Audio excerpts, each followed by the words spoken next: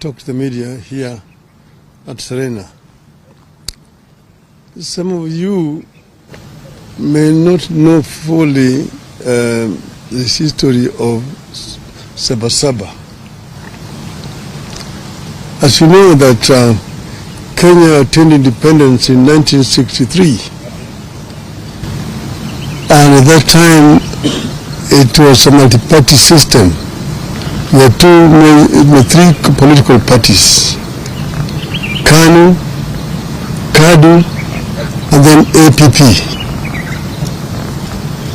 But after a very short period of time, those two other opposition political parties, because KANU had won the elections and formed the government, and the two other parties were in the opposition, they folded up and joined KANU. And KANU remained the only political party. However, in 1966, an opposition party was formed called the Kenya People's Union. This party survived for 3 years and it was banned by the government in 1969. And the leadership of the party were arrested and taken to political detention. From that time onwards, Kenya remained a de facto single party dictatorship from 1969 to 1982. 1982, when some of us wanted to form a political party, the regime then went to Parliament and introduced a law to make the country a single party,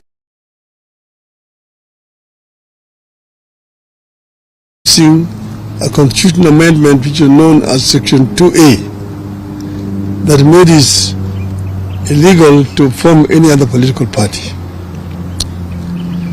So from 1982, it remained literally a single party dictatorship. But that is the reason why in that same year there was a coup attempt which did not succeed. But before that, a number of Kenyans were arrested and taken to political detention. Most of them were lecturers at the University of Nairobi. Mukarunganga, people like Professor Katama Mukangi, Professor Willy Mutunga, Dr. Professor Yugi Akongo, quite a number of university lecturers were arrested and detained, and the others, Koigo Amwere, George Anyona, were taken to political detention. So this situation persisted. Some of us were arrested in that year, 1982, after the coup attempt, and taken to political detention. And we stayed there for 6 years. Then in 1988, KANU brought an amendment to his laws, saying that they were bringing what they called direct democracy, where there was a nomination process where people were lining up behind the candidates, and then the returning officer would count the voters who had lined up behind the candidates, and whoever got the highest number of votes, if you got more than 50% in total, you are automatically declared a member of parliament without having to go to the ballot. That process was abused, and many popular candidates were rigged at that stage, and therefore there was no real proper election in 1988. This now added momentum and anger to the movement for change. Among those people who had been rigged out were the late Kenneth Matiba, and Charles Rubia. So, come 1990, by that time I had been to detention 2 times. The 2 politicians, Kenneth Matiba and Charles Rubia, on the 2nd of May 1990, addressed a press conference, which they said that Kenya, the time had come for Kenya to become a multi-party. That Kenyans wanted a multi-party system of government. They were condemned seriously as being ethnic chauvinists, anarchists, people who want to bring chaos in this country. They told that this country was not yet cohesive enough to become multi-party. It would take another 100 years before Kenya became a multi-party system. So these were daydreamers. So the kind of machinery at that time set off now to demonize the 2 members of parliament, the 2 former members of parliament. And in the process, of course, a number of very inflammatory statements were made, even by some today politicians who are talking about democracy here. If you go into the archives, you see the names and what they said at that time. So in the process, Kenneth Matiba came to look for me to arrange for a meeting between him and Jaramogi Oginga Odinga, who was my father. I arranged the meeting, and then we met again. They met again with Mr. Rubia, Mr. Neko, and after lengthy deliberations, the decision was taken that they would be supported. At that same time, they sent the goons to Matiba's home the following day to attack his family. Matiba's wife was very badly wounded, Edith, and she was admitted to Nairobi Hospital where we went to see her. After that, we, myself and Kenneth Matiba and Charles Rubia made a statement in which we said we would go to Kamukunji to ask Kenyans if they were ready for multi-party. And we do it on the day of the 7th of July, that year, 1990. 7th of July, 1990. So after making that statement, we then now went on to mobilize for the meeting at Kamukunji. But then, of course, the police officers came to block us from meeting each other. They were stationed in my office at Ajib House, Matiba's office, up there on Koinange Street, and Rubia's office, and Paul Mwite's, and Gibson Kamau Korea's. On the 2nd of July 1990, Matiba and Rubia were arrested and taken to detention. On the 4th of July, I was arrested and taken to detention. That same night, they arrested Gitobu Manyara, they arrested John Hamenwa, they arrested now Justice Mohammed Ibrahim. Paul Mwite went into hiding. Kamau Korea ran into American embassy and sought refuge. Keyote Murungi was in Ethiopia and went to America. But that's how it was. But the International Commission of Jurists came up and made a very powerful lobby for the release of Hamenwa and Manyara, and they were released. As we remained in detention. And as you know, Rubia is the one who was first affected. He got a very serious infection, was taken to hospital. Eventually, he nearly lost his vocal cords and was released. Matiba suffered a stroke in detention and was removed and eventually brought to Nairobi Hospital, after which she was then taken to London for treatment. That completely undermined his health permanently. And these two people eventually died because of not old age at that time, but because of the injuries they sustained while in detention. Many people, but in spite of our being detained, the Kenyan people braved it and came out in numbers to go to Kamukunji on the 7th of July 1990. Many people were killed attempting to reach Kamukunji grounds that time. So then, after we came out of detention, then Ford was formed. We formed Ford. After forming Ford, we get pressed and said we were going back to Kamukunji. Eventually, when I was targeted again, I was moved away from here and taken into exile.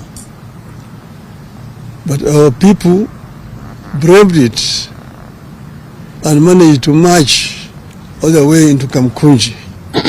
And you will see the photograph in front page of Nation there today. You can see Martin Shikuku, James Orengo, Anyang' Nyong'o, Masinde Muliro on the back of that truck getting up to Kamukunji. That was not on Saba Saba, that was on the 16th of November 1991. But it's still the Kamukunji. That's why Kamukunji is very historical for the second liberation of this country. And that's why we celebrate Saba Saba. The fateful day on which Kenya's struggle for multi-party democracy took the most decisive turn is iconic and historical. It's a day rivaled only by the present day Mashujaa Day, previously Kenyatta Day, that celebrates the arrest and detention of the freedom fighters jointly called the Kapenguria Six. It is regrettable that the recognition and remembrance of Saba Saba has not been consistent in its short period history of 35 years. One moment it is important. The next moment it is not. On this 35th anniversary of Saba Saba, we decided to remember and to set the record straight on its significance, what it was and is, and what we ought to do with the foundation it laid for the country. Before that day, some patriotic Kenyans had demanded the repeal of Section 2A of the Constitution. A number of people, including Kenneth Matiba, Raila Odinga, Mohamed Ibrahim, Toby Manyara, John Haminwa, and Charles Rubia, among others, were arrested and detained. It is quite unfortunate that some of the people we were fighting then and who sanctioned those arrests are trying to hide behind Saba Saba to advance their political fortunes. Some of them are alive today and now are masquerading as liberators. On the fateful day, July 7th, 1990, thousands of Kenyans tried to gather at the historic Kamukunji grounds to take stock of the past, the state of the nation, and chart a path of freedom forward. We decided that Saba Saba will be a march for political freedom and liberty, freedom of association, freedom of movement, freedom of expression, and a new democratic constitution founded on multipartism.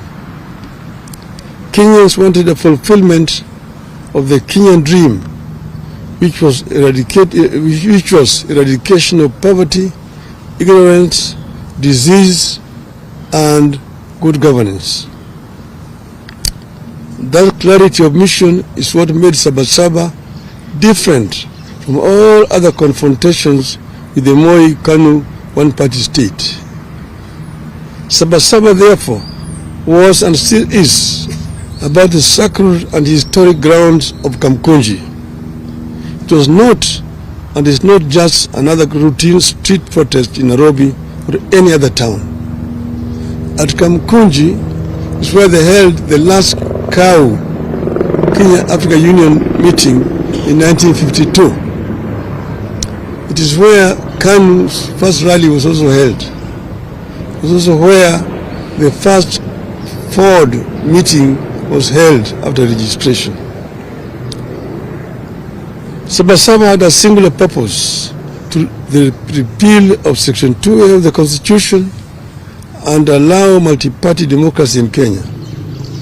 Saba Saba had clear and known national conveners: Kenneth Matiba, Charles Robia, and yours truly, Raila Odinga.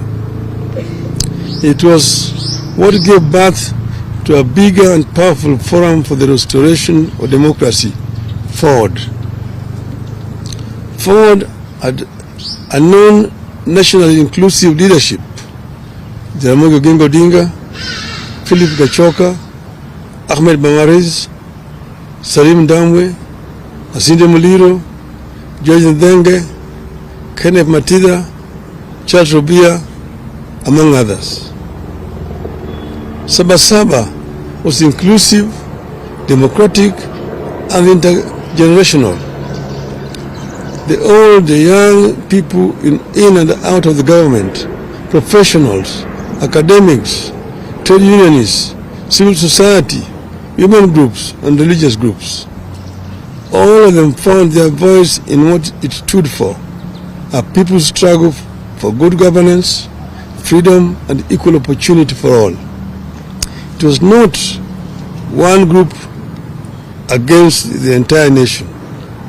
It was not community against that community, or of this age against that age. The movement stood for a peaceful and constitutional change of guard. That is the reason it focused singularly on amendment and later on the overhaul of the Constitution. These features are what made Saba Saba succeed. A year after the march, on December 2nd, 1991, President Moi capitulated. Section 2A of the Constitution was removed. Multipartism was reinstated. We achieved our core aim, which was to return Kenya to multipartism. Today, we have more parties than one could imagine then. That single amendment paved the way for the complete overhaul of the Constitution and the birth in 2010 of a new Constitution that came with provisions for fundamental freedoms and liberties that our citizens enjoy today. It is clear that many of the ideals espoused by the dreamers behind Saba Saba have become part of the national aspiration. We are a better nation because Saba Saba happened. We have a duty and a responsibility to honor the men and women who dared to dream and to turn out at a time of great peril to themselves and their families. 35 years later, the country is grappling with a new wave of unrest and political activism. The question we have to ask ourselves is, where do we go from here?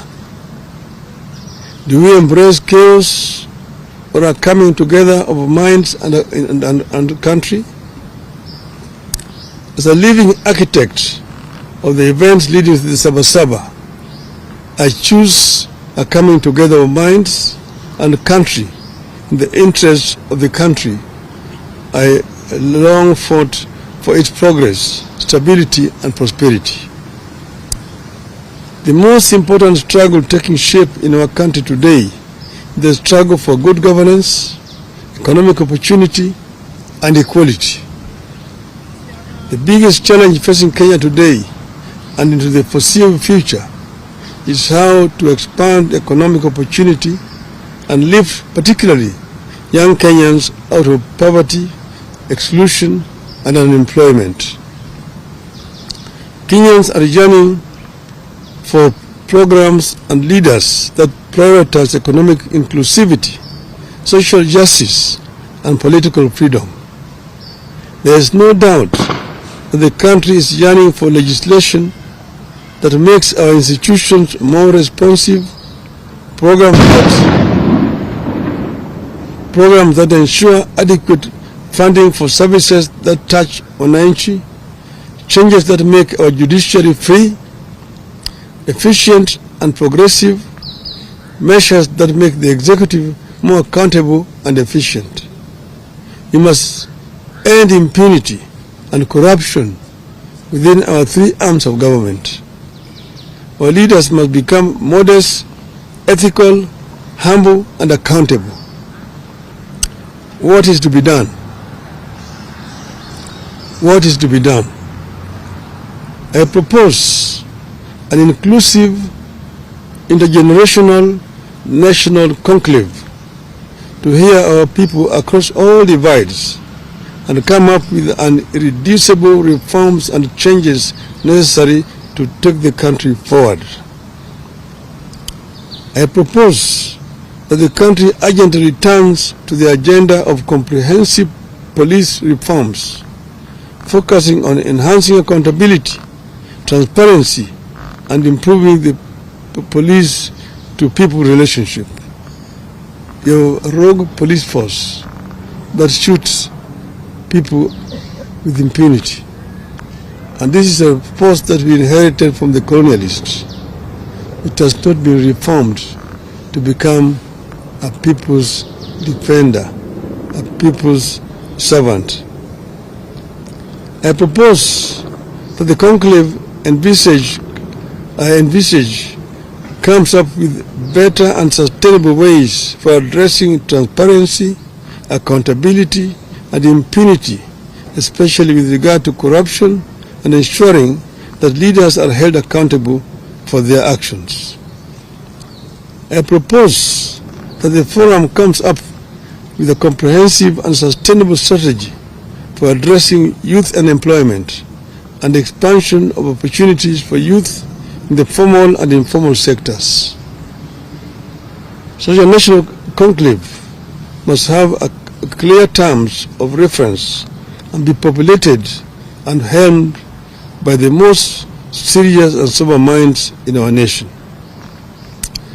The proceeds of the national dialogue be subjected to a referendum. I rest my case. Thank you. Long live Kenya. Do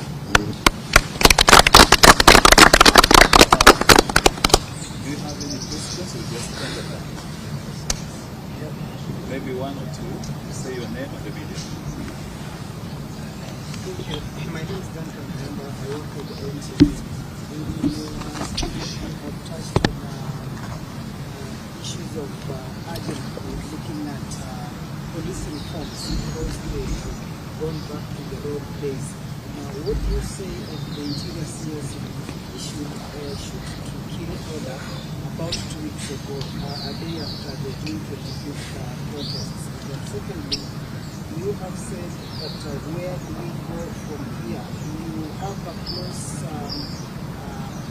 arrangement or working formula with the current president. What have you advised him? Because the country appears to be teetering towards its on the brink of precipice, so to speak. So what have you said? What have you advised the president? Because it appears the country is being turned into a police state, or what you can say it is turning towards a failed state.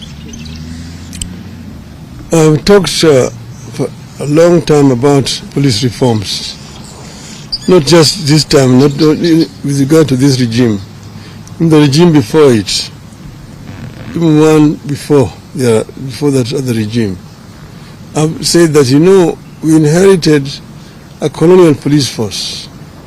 And as you know, the colonial system, colonialism, was meant to rule the natives.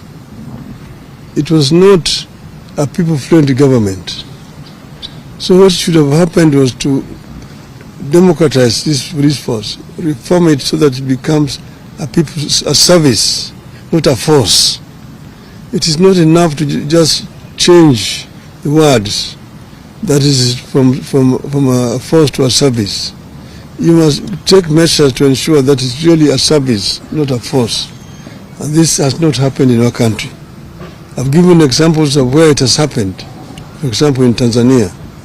And you see a police force which are people friendly and also not trigger happy. About the minister you're talking about, I said it was totally out of order. And he apologized to me. And he apologized to me and to the people. And he said the day before yesterday that police should handle people with care. So, yeah. Okay. That's fine. Just one. No, Just to say. let's end there. No, just... Oh, okay, thank you. I just wanted to know and find out. My name is Seth Olale from Citizen TV. Your proposals, as you put them, are there also the thoughts being shared by the president towards this, and what happens if this particular proposal is not taken into account? Well, I've addressed the nation, and the president is part of the nation. And ask him, it applies to him as much as it applies to the other people. So I'm not partisan in any way. This is a proposal that is coming to me and from my party also, the ODM. This is our stand as a party. Okay. Thank you.